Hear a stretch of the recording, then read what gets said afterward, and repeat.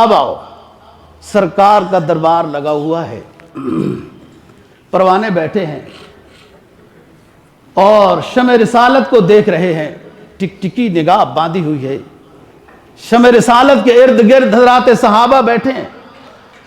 آپ نے صحابہ کو مخاطب کیا، فرمایا حل تدرون من اجود جودا، اے میری جماعت کیا جانتے ہو سخیوں میں سب سے بڑا سخی کون ہے؟ قالوا اللہ ورسولہ عالم، حضرات صحابہ نے عرض کیا رب جانے یا اس کا حبیب جانے، ہمیں نہیں پتا۔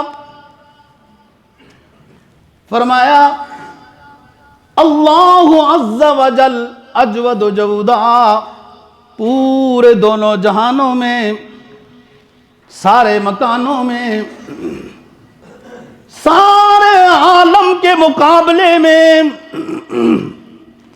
اللہ رب العزت سب سے زیادہ سخی ہے، اور اس کے بعد اس کا حبیب آخری سخی ہے۔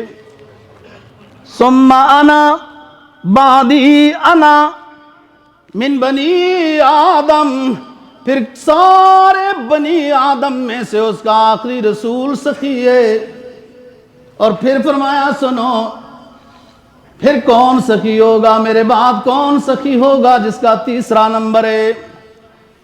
فرمایا من بعدی رجل علمہ علما فنشرہ یاتی یوم القیامت امہ، سب سے زیادہ سخی رب العالمین ہے، اس کے بعد سخی بنی آدم میں اس کا حبیب ہے، اور اس کے حبیب کے بعد سب سے زیادہ سخی وہ شخص ہوگا جو علم دین حاصل کرے گا، اس پر عمل کرے گا، اس کے بعد لوگوں تک پہنچائے گا۔